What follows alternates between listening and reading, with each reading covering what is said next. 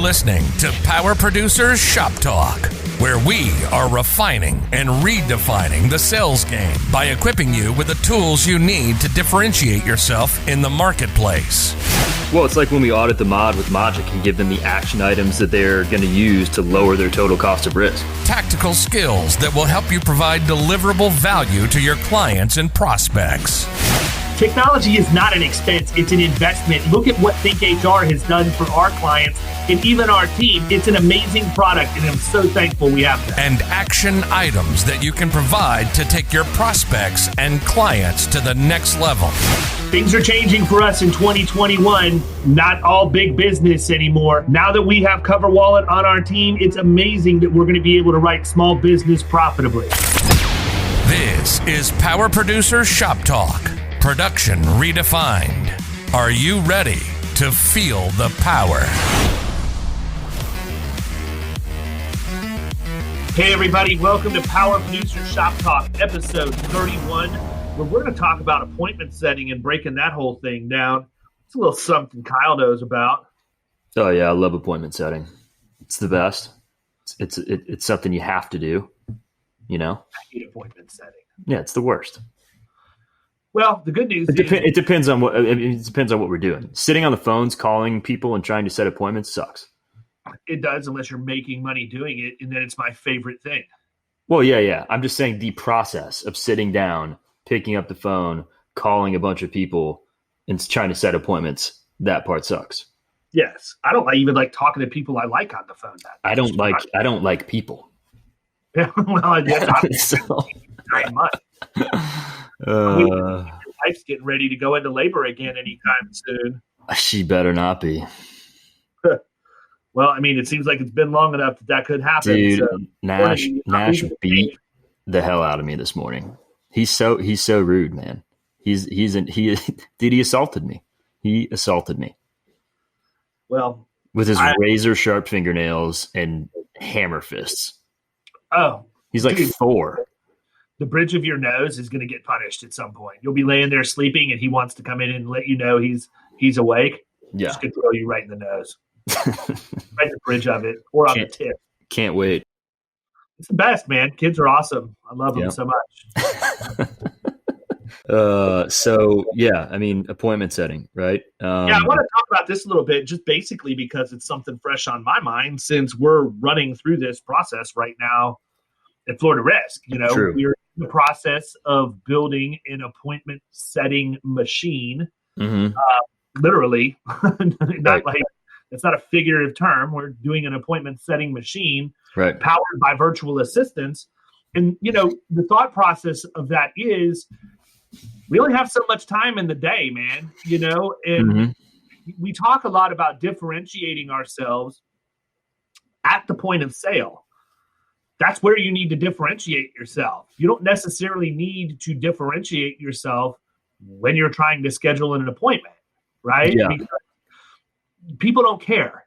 That decision maker doesn't care. I mean, you might be able to come up with a couple of decent scripts and quips or whatever that you use to get somebody to pay attention to, but by and large, you're not getting into your value proposition trying to set an appointment on the phone. So no, in my opinion, you want to be as brief and keep it as simple as possible. The more you start to try to get, too cute with things and throw a bunch of detail out, I mean, it raises more questions, and then you get into this whole rabbit hole on the phone or something like that, and it's just not the same as if you're sitting there in person talking with them and they are able to explain things or answer their questions in person like that. I've always been in any previous position, my appointment setting, I always kept it as simple as possible, especially with PEO, because that's not like a simple thing. It's kind of, can be complicated. There's a lot of moving pieces. FUTA and SUTA cutoffs right out of the box. Yeah, exactly. We're being certified by the IRS. Right. Exactly. So I would try to keep that as simple as possible. And that's what would work on the phones. But I don't know. I mean, maybe other people have other success, with a different process than that. But for me, that's what's worked. Yeah, I agree with you. And, but the thing is, where I was headed with that we're so worried about differentiating ourselves at the point of sale, value proposition, all of that. I think sometimes we allow that to cloud how simple it is just to make phone calls and ask for an appointment, Right.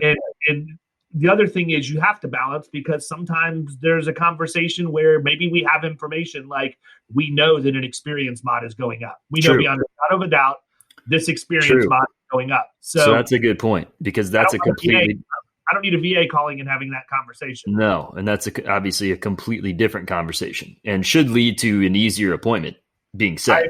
I mean, if I'm a business owner and somebody's calling me with information about my business, and especially if I know that, like if I'm a business owner, I know my mod is going up, and somebody who is not my agent or have anything to do with my business is calling me, telling me about that, I'm going to be a little bit intrigued, or angry. Well, yeah, true. But I'm going to probably give them a chance to talk with me. Yep, I agree. I mean, and part of my theory too behind doing this is there's so much volume, right? We did the episode for number 30 that talks about what the daily activity needs to be, and if you're really hammering in your ideal prospects, you're making a dozen calls or whatever you're doing to get in front of people a day. Mm-hmm. That doesn't scratch the surface of what we have in our system, right? So all of these leads that we're downloading from. Dude, I have 7,000 for Pinellas alone. What did we talk about? We talked about 2,000 in the last episode.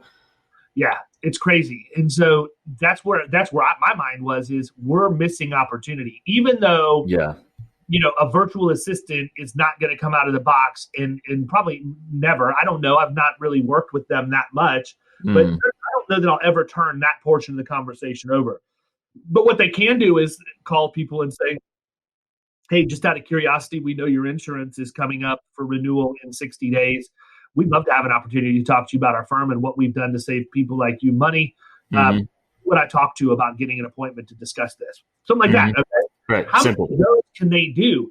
And the thing is, people, I'm not worried as much about getting them to set the appointment. I mean, that'll be a nice byproduct of it. And the law of large numbers tells me that we'll get appointments from that process. There's no doubt in my mind. You just simply can't be reaching out to people in that volume. But I want to get them into our system, man. Let's just get the name. Let's get the email address. Let's figure out how we're going to do that, because then we can hit them with our solicitation calendar, a drip email, set tasks for follow-up and all of that other stuff. And then that makes it much smoother as we go into the next year. But here's the thing: is insurance agents and producers, we've trained these companies on how to do business. It's our fault, right? I mean, I love going in. Meet with us a couple months before renewal. Yeah, I love calling people off cycle. I like talking to them a month after they renewed. And if they're willing to talk to me and schedule an appointment, my close rate is almost 100% if I get them off cycle. The problem is we as an industry have trained people that they only should be dealing with this in 60 to 90 days before renewal. And what's scary is how many business owners and decision makers literally spend 95% of all of the time that they spend on insurance and risk management in that window. Like that's nuts. Right. You mean to tell me that of all of the time you spend in insurance, it's literally in that 30, 60, 90 days before renewal? What do you do with the other 75% of your year? Right. Well, I mean, I would think that that's why you have a 1.9 mod. Now I understand. Right. But I mean, I think that by us training people to do that, we actually, and I know this is, taking this to a different level of thought, but my thought process is this.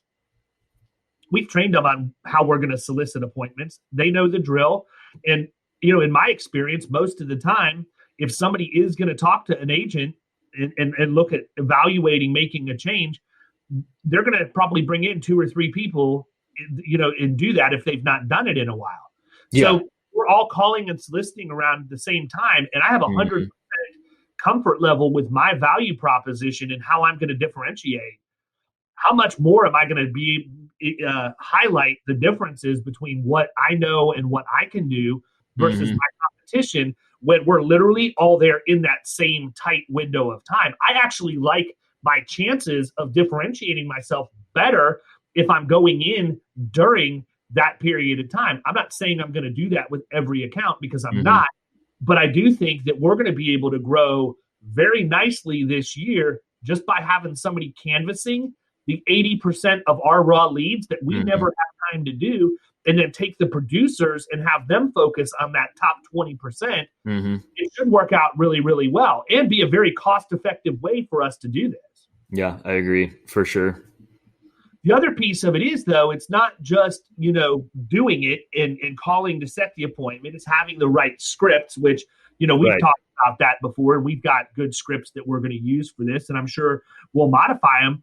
But it's also then following up, right? So the thing that I like about what we set up, I spent about an hour on the phone or on Zoom this morning with David Lefevre looking at the dashboards he created. So when we have this person that's an appointment setter set up, they have access to HubSpot. They have an actual call list inside of HubSpot that's pre-populated with who they're supposed to talk to. Yep. And then there's different segments of what that looks like in terms of, attempted to call and didn't get them, maybe interested, do not call, ready for producer. Now we have a VA that can go in, they can operate in the company record, they can validate who the decision maker is, get their contact information, create that contact record for us. And as they reach out to call them, we set them up with a phone, a hard desk phone from Lightspeed Voice and a static IP address, so that now they can call from a desk phone in the Philippines, which by the way, if you are thinking that because somebody's from the Philippines, they don't speak good English, you're kidding yourself, people. I talked to I don't know if my VA's name is really Marvin or not, but that's his name. Marvin Jasper Chung is his name. So it sounds like that's absolutely his name. How could it not be? I don't know. I know like 5 guys from the Philippines now, and 4 of them are named Marvin. So maybe that is like, Bob or whatever over there. I know. I whatever. Maybe everybody's playing. Hey, tell him your name's Marvin, man. He believes all Filipinos are named Marvin. But whatever. But Marvin can go in and he has this dashboard. He knows where he's supposed to go when he makes that call, because of the way Lightspeed configured it and the fact that they're as flexible as they are. Number one reason why I have them for my phones is he'll make that call and it'll automatically attach to the contact record because he's calling the number associated with that contact record in HubSpot. And now I can go through and I can do a high level view of the call. I mean, how much of a time saver is, it completely takes out the human error aspect of it because it's getting recorded and going right in there. They don't have to take additional time to go back and fill in all their notes. Plus they can communicate with us. He gets somebody on the phone, gets some intel. He makes a note. It goes into the record. I mean, I am super pumped, man. I don't know why I waited as long as I did to engage with virtual assistants, but this is huge for us as an agency, and it's also going to be huge for the entire Killing Commercial community, because my next goal with all of this is to go to once I prove concept, go to the community as a whole and say, hey, listen, here's the deal. Here's how many hours I'm getting a month in call time. Here's how much it's costing me. Who would be willing to sign up for a service similar to this, knowing these parameters? And then I want to get that list and go back and say, okay, here's the rate you gave me for the 170 hours you guys are calling for me. I'd like 4,000 hours a month from you. How much of a deal can you give me for 4,000 hours a month? And here are the people that we're going to share that with, and here's how you're going to bill it and all of that. Now, not only have we given them an awesome tool that they use that they wouldn't, but we've used the power of volume to leverage the pricing down. And it makes all the sense in the world for us to do that. It's only going to perpetuate more and more and more. And I'm already sitting here thinking about, what, man, son of a gun. Once I get used to this is going to be crazy. I'll probably not hire anybody else for another 2 years at this point. I'll just start supplementing with virtual assistants that can do the things that I need done, because in my daily life, which, I'm not going to get into all of that right now, but my biggest problem is it's all of this clerical administrative stuff. Dude, that's been the story since my time here, man. Well, but yeah, it is. Yeah. Okay, fine. I'm slow to react.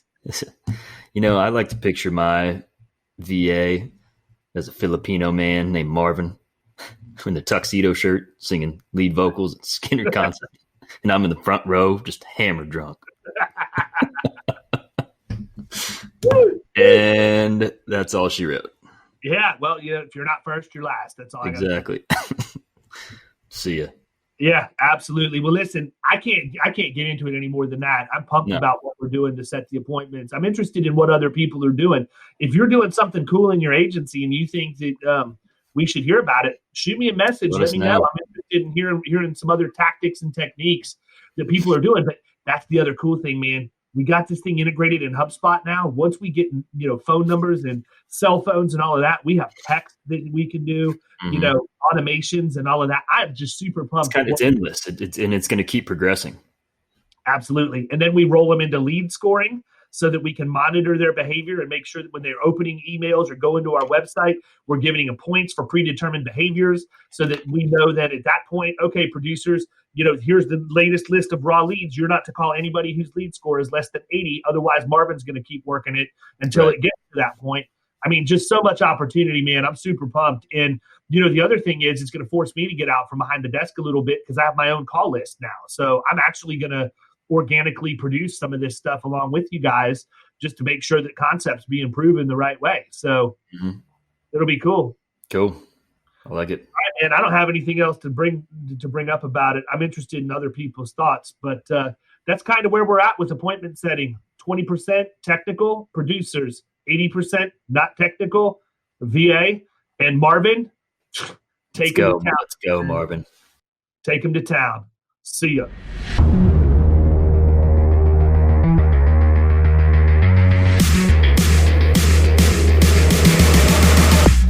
You've been listening to Power Producers Shop Talk. You can follow us at the Power Producers Podcast on Facebook and Instagram. And if you want to take your game to the next level, check out our commercial insurance training course at killingcommercial.com or visit Amazon to pick up a copy of our international best-selling book, The Extra 2 Minutes.